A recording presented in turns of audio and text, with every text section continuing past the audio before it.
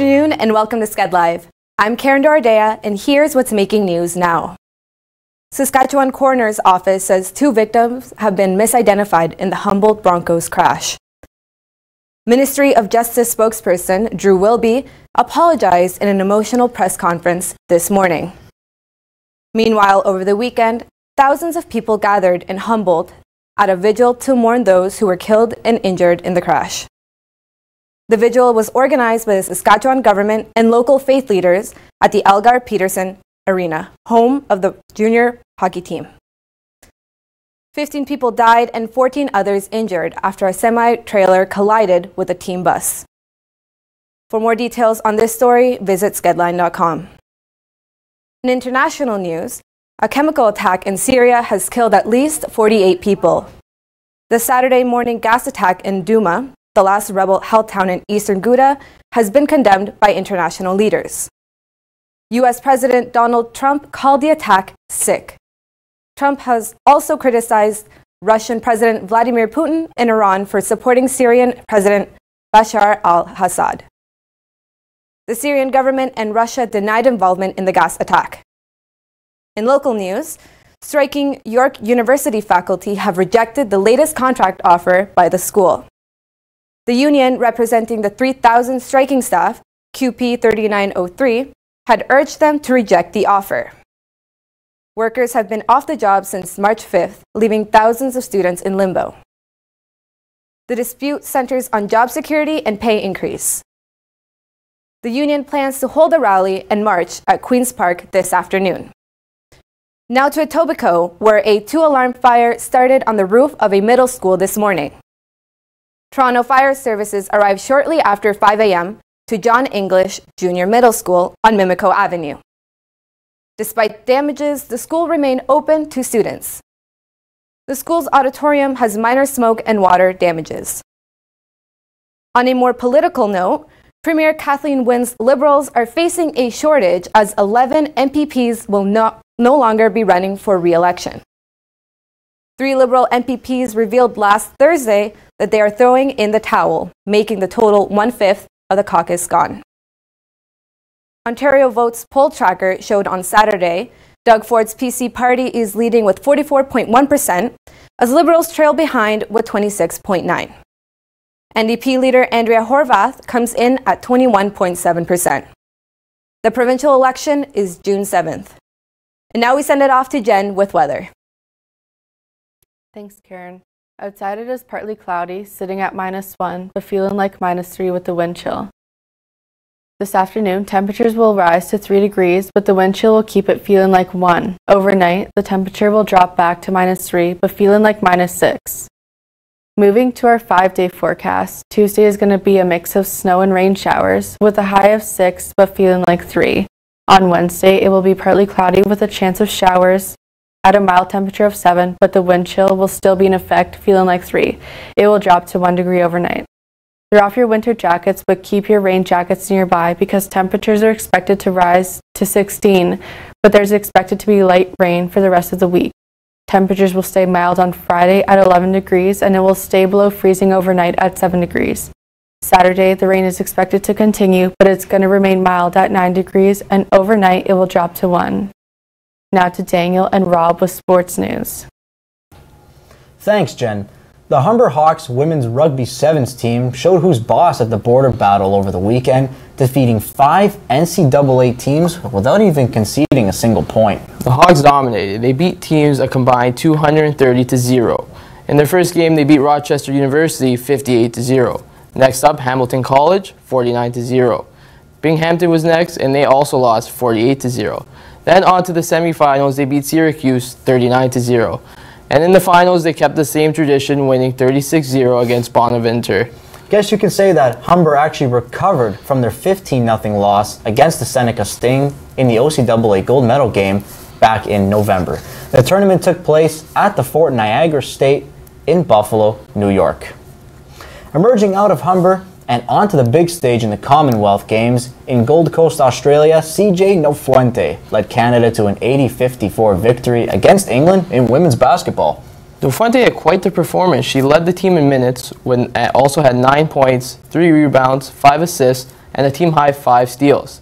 She's a 3-time CCAA Player of the Year, the only OCAA team sport player to ever achieve this. And yesterday was not only good for Nofuente, yesterday was good for Canada in general, earning 14 medals on day 4, 2 golds, 8 silvers, 4 bronze. Australia have 106 medals and are in first in the competition. Second is England with 63, and Canada is third with 37. Over in the Masters, where ticket prices are cheap for Sundays, averaging over the $2,000 mark, and you can get an egg salad sandwich for $1.50, Patrick Reed took home the green jacket in what was to be a highly anticipated Sunday against Rory McIlroy. Well, Reed went into the day at 14 under and McIlroy at 11 under. Then Reed shot 1 under on the day. McIlroy didn't have much luck, shooting 2 over par. Ricky Fowler and 24-year-old Jordan Spieth put in a great effort in trying to come back. Fowler shot 5 under and Jordan Spieth shot 8 under. Spieth almost shot 63 on the day, which would have tied a Masters record set by Nick Price and Greg Norman.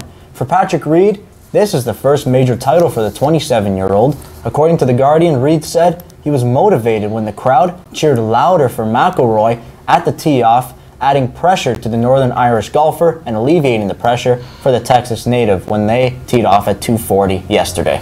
And just when the Masters was coming to a close, the Toronto Raptors tipped off against the Orlando Magic, winning 112-101. In a much-needed offensive outbreak from the Dinos, it was unexpected stars CJ Miles who led the team with 22 points, along with OG Anunoby with 21. This came with DeMar DeRozan and Jonas Valanciunas inactive. Now, Dwayne Casey said that we needed that from OG, and the performance is huge from CJ Miles, leaving him in there and getting into a rhythm. The Raptors, as it stands, still have 2 games left in the season. They take on the Detroit Pistons tonight in the Motor City, and then they travel over to Miami for the final game of the season against the Heat on Wednesday. The Raps will either take on the Washington Wizards or the Milwaukee Bucks in the first round of the playoffs, which has still yet to be decided. The Raptors were the only team pouring on the offense, as in Arlington, Texas, the Toronto Blue Jays beat the Texas Rangers in a slugfest 7-4. Steve Pearce opened the scoring with a leadoff home run, his second home run in as many days. This was followed by a 3-run bomb by Kendrys Morales, his first home run of the season. This could be the turnaround Morales is looking for, as he has struggled out of the gate this year. The Blue Jays added more insurance runs coming from Kevin Pillar in the 3rd and by Luke Malley and Curtis Granderson in the 6th inning. Now, it might be unusual that the runs are not coming from Justin Smoke or Josh Donaldson, but that has to speak volumes as to how potent the Blue Jays offense is. The Jays take the series 2-1 over the Rangers. They head over to Baltimore tonight to take on the division rival Orioles at Camden Yards. J.A. Happ is on the mound against Dylan Bundy. Renewing another playoff rivalry in this year's NHL playoffs, the Toronto Maple Leafs are set to take on a familiar face, the Boston Bruins, in the first round. In 2013, Leaf fans were distraught when the Buds blew a 4-1 lead in the latter half of the 3rd period, eventually losing in overtime in Game 7.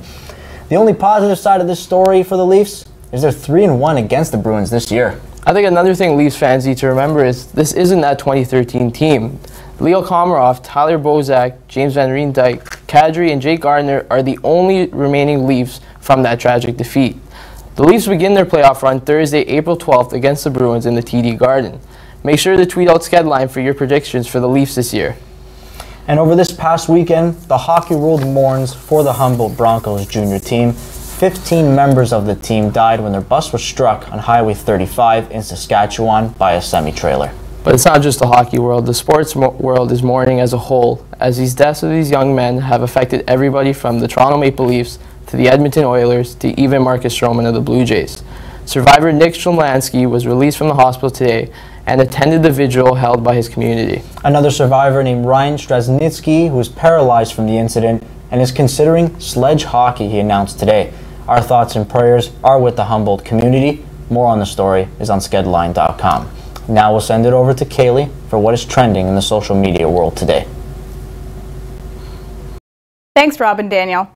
Rishi Sharma, a 20-year-old from California, is working endlessly to document World War II veterans and their experiences.